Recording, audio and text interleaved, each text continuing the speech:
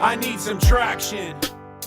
So our next speaker, he's so good at growth that his presence on your team alone can increase your company's valuation by at least 4 or 5 billion. Give it up for Aatif Awan from LinkedIn.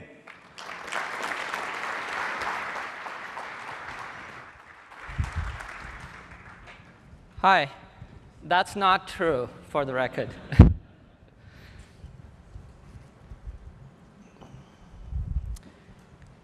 So, how many of you would like a time machine?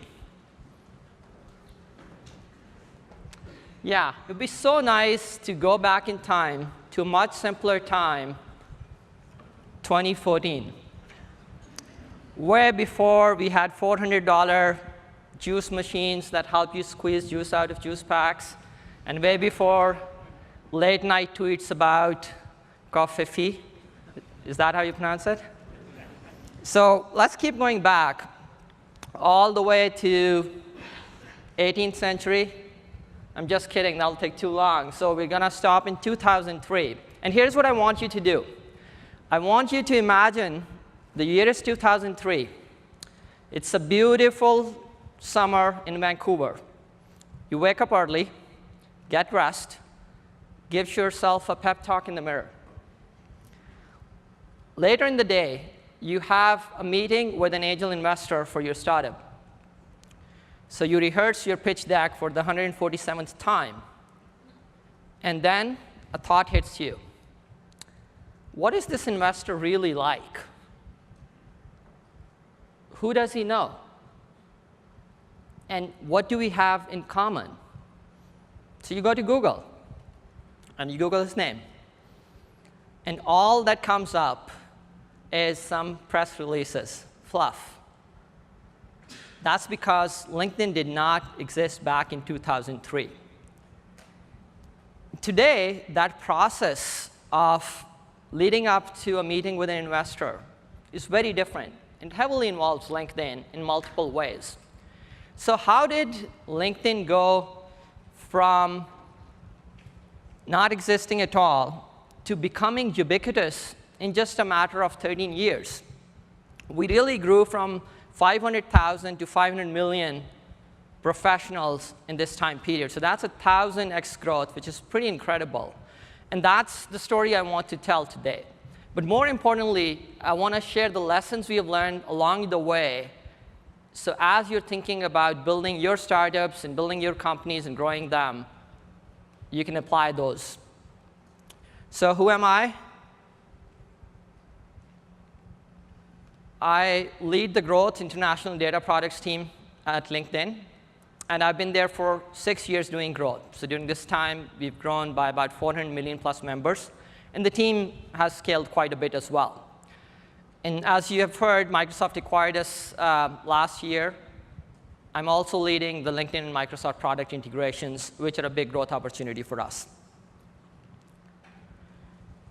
So let's get started. When I think about the story of growth in LinkedIn, I break it into 3 epochs to date. So the very early days is the first 5 years, the period between 2003 and 2007. So at that point, when you are a startup, what you want to think about growth is basically it's essential. Your company won't succeed if you don't figure out how to grow. So you don't even need to have a growth team. Your team is the growth team. The founder is the head of growth. And that's what the case was for LinkedIn. So from the very beginning, product market fit was built into the product. Growth was built into the product. And the way virality started for LinkedIn was that Reid Hoffman and the early founders, they basically invited their networks. And they were very well connected in the Valley. So it was venture capitalists, it was entrepreneurs. And that set the tone for the kind of network they wanted to build. And then the other thing that worked really well in this time was, again, going back to my example of that angel investor not having a profile. So LinkedIn changed that by making profiles public by default. And back at the time, people were a little bit more conscious about privacy. So it wasn't that much of a slam dunk deal. But it worked out beautifully, because that enabled a big growth channel for LinkedIn. and the growth started to pick up. The second era of growth for LinkedIn is 2008 to 2011. This is where we really started investing more and more in growth and started making it into more of a system. So one of the things you want to do as you start to get scale is build a proper growth team whose mandate is to drive growth. That should be a cross-functional team. So you have product people on that. You have marketers on that. A lot of the times you hear this question about, oh, is it product or marketing? It's a false question. It's a false dichotomy. You need both, and you need data scientists and designers and engineers. And what we did during this phase was we also identified our key growth channels and what were the drivers for them, and started optimizing each of them. So I mentioned virality and SEO. They were there from the beginning, but now we got really into the details of that. And I'll talk about channels a little bit more later. Finally, we started expanding beyond the US. And what we saw was that every time we'd launch in another language, we'd see growth in that market more than double, essentially. And that was a big boost to us. And basically, that's how you removed a bottleneck for a lot of new users, so they came flooding in. So during this period, growth started to really pick up. So we went up to 145 million members. And then we had another phase where we started scaling even higher. So the growth team in the last phase was focused more on acquisition. So let's get more signups. But then we really started to understand retention better. We started to understand engagement better. And we built our team around the entire member life cycle. So we were focusing on acquisition, activation, how to get people connected, how to retain them, how to resurrect them if they drop off, how to use notifications more effectively. And we started focusing on quality. So once you understand retention, you can figure out which signups are quality or not. And that's exactly what we started optimizing for. And then we scaled it to even thinking about members as being engaged quality members, which was a newer metric. And that really changed the focus of the team and started to bear fruit. We also invested very heavily in mobile and international and partnerships, and continued international expansion, especially in China and India during this period. And China is a very unique market for everyone. And we are at a stage where it was about 20% of world's professionals, and we couldn't really realize our vision without China, so we took a very deliberate approach going in. We worked with local partners there, like Tencent and Alibaba, and that was really critical to our success, where many other companies who rushed in did not do so well. So this is the phase that has brought us to 500 million members. And what's next? So LinkedIn plus Microsoft is a really, really powerful combination. And as I'm leading the product integrations with Microsoft, we're realizing how big of an opportunity that represents. So I cannot share a lot more because it's not yet public. You'll see a lot of this unfold over the next few months. But think about having the LinkedIn profile information for everyone you email or meet right where you work.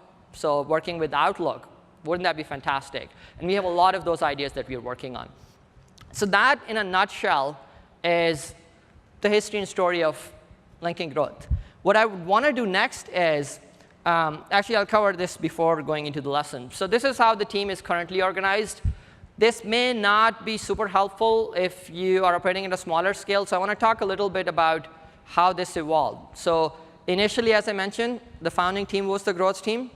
Then if you look at the just left box here, labeled core growth, team scaled to that because we started doing onboarding better, and we started focusing on SEO more, and so on. And then as we expanded, we had to scale even more. So you had a core growth team. You had an international and segment growth, which builds on top of the work of the core growth team, but focuses on a dedicated market like China, or a dedicated segment of users like healthcare. And then finally, data products was also made part of this team because growth team is the team that uses data the most. We run the most experiments at the company.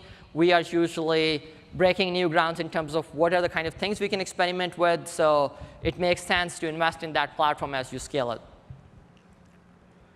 OK, so now let's move into why does this matter to you?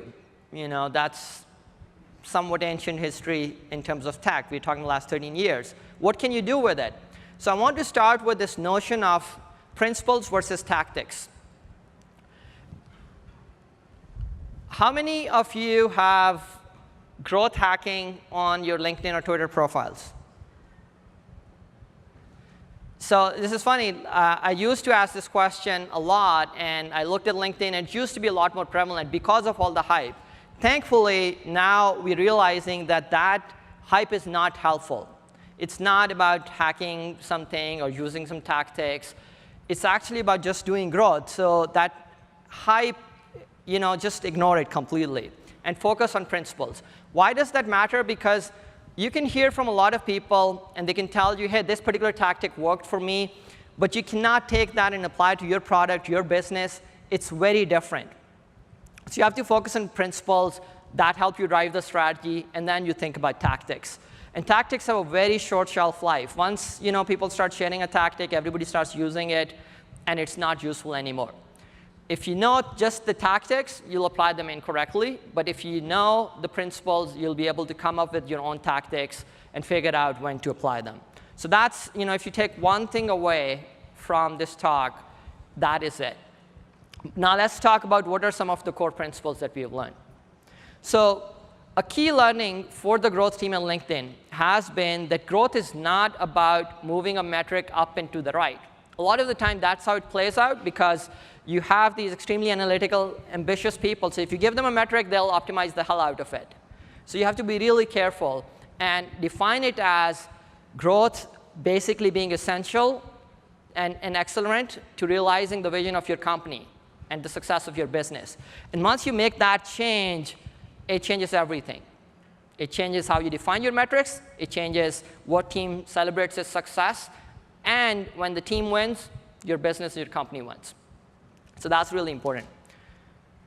Now, speaking of metrics, you have to really pick as few metrics as possible. So ideally, you're picking just one North Star metric for the growth team. But you're measuring everything. And then you're figuring out how everything else ties back into that North Star metric. What are the key criteria for this North Star metric? It has to be aligned with the success of your business. So revenue is not a great metric, even though you could argue that it represents success in some way, because it doesn't meet the second condition, which is it also has to measure value for your users.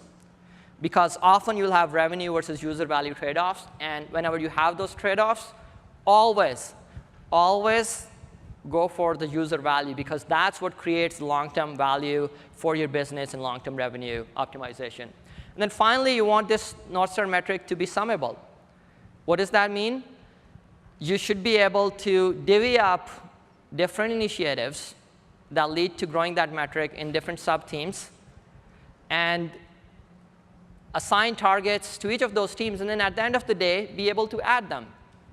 So usually, fractions or percentages are not good candidates for North Star metrics. It should be countable.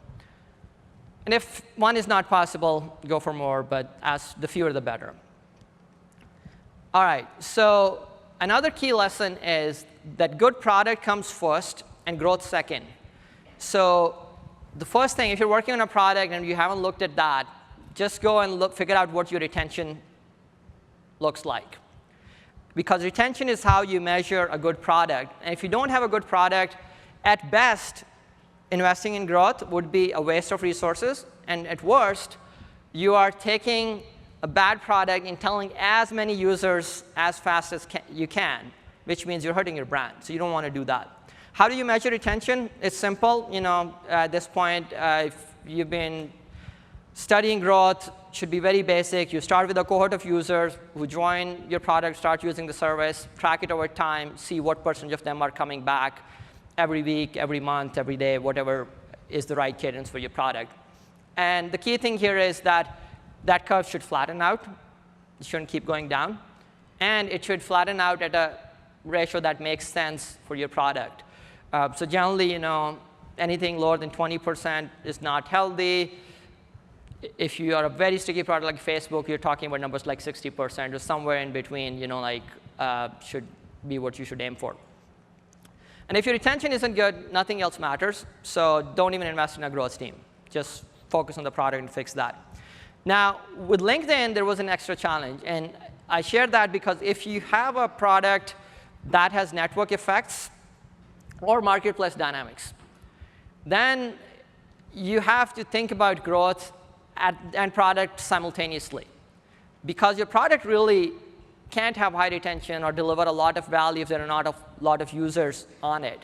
So then we thought about it simultaneously, and that's why we invested and came up with 2 scalable growth channels from the very beginning, which were virality and SEO. So when we think about virality, for LinkedIn, this means that members are trying to build their networks, so they import their contacts, and then they can invite them to LinkedIn, or if they're already on LinkedIn, connect with them. And then SEO, any content you create, including your profile, we are making it available to search engines, and a lot of people discover our product that way. So those 2 powerful channels, they complement each other, they amplify each other. We had them from the very beginning, and they made the product better, so it works out for us. Now, there is another reason to invest in multiple scalable channels. Because if you have just one channel, it can be a strategic liability, especially if you're depending on a platform. So guess what happens if most of your growth is coming from SEO? At some point, Google decides to invest in that product, and boom, their answer starts ranking much higher than yours. And you've lost most of your growth. So you want to avoid that. And the way to think about that is, if you have your first core channel, continue investing in that, but then think of a portfolio. So always figure out what's my next strategic channel and keep trying that. And then have some venture bets to see what else would work. And then once you have another scalable channel, you can reallocate and reprioritize and reinvest your resources accordingly. So how do you identify growth channels? That would be the next question. And the answer is actually not very complicated. A lot of the times, you can build really good products or come up with strategic insights by just observing the users. So just look at what your existing user behavior is. Are people using search to find a solution? If so, great. Then you should invest in SEO. You should probably also consider SEM. If the users like to tell their friends about your products, the word of mouth is really strong, then virality and referrals would make a lot of sense, right? Because they're already doing it, and all you're doing is nudging them or giving them an incentive to do it more or reducing friction to do that. Does having more users improve the experience? Again, virality makes sense, and so on. So you can build on this list. Just look at existing behaviors and figure out what you want to do. Then, for each channel, you want to go into the next level of detail and figure out what are the drivers. So I'll just give one example for LinkedIn, which was the virality. And you can see there is a list of 7 drivers right there. So you're starting from how many people import contacts to the average number of contacts they import, and then how many invitations they send, and what's the conversion rate for invitation, and what's the quality of those signups. So you have to do this for each of your channels. And once you do that, now you're ready to prioritize. And the way the prioritization works is you can prioritize your channels and drivers on an ongoing basis. So you do that. Then you brainstorm hypotheses and ideas for the top ones, assess impact on North Star metric, and then prioritize based on 3 things. What's the impact? What's your confidence level or probability of success? And what's the level of effort? And then just build it, test it, rinse and repeat, right? So we have a 2-week cycle, which works pretty well. It could be different for you, but the key idea is to keep learning. And speaking of A/B testing, the more you experiment, the faster you learn and innovate, and that's the way to get competitive advantage and beat your competitors. And A/B testing allows you to move faster and resolve some of the opinion-based disputes at the company as well. And then finally, you can actually A/B test a lot of things. You can test user satisfaction. You can A/B test SEO. So think bigger there and make sure you're measuring everything. So the last things are the most important things. Hiring the right people is really important. The way I think about it is, there's just a handful of things, 4 things. So you have to be really analytical. You have to know how to get shit done. Like a lot of the time, you'll have organizational friction.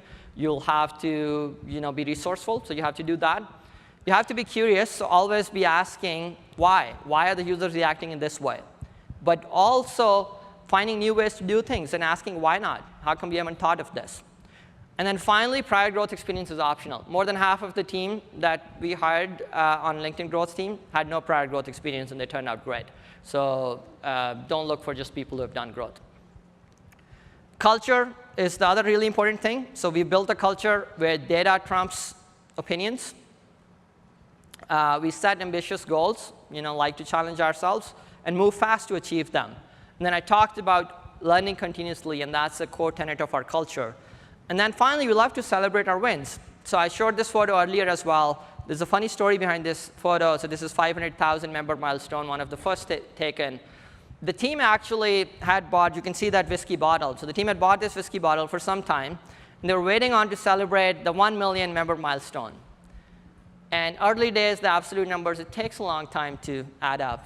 So people got impatient, and eventually they gave in. They were like, oh, what the hell? We'll celebrate 500,000. That's a big enough number. And that's how a tradition was born. So I want to leave you with one final thought. I started my presentation by talking about the past and history, and I want to talk about the future. A lot of you here, you are building the companies of the futures. You're solving problems of the future. And you'll hear from a lot of people at this event and a lot of people in general.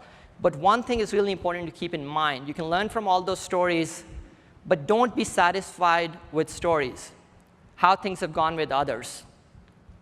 Unfold your own myth. Thank you.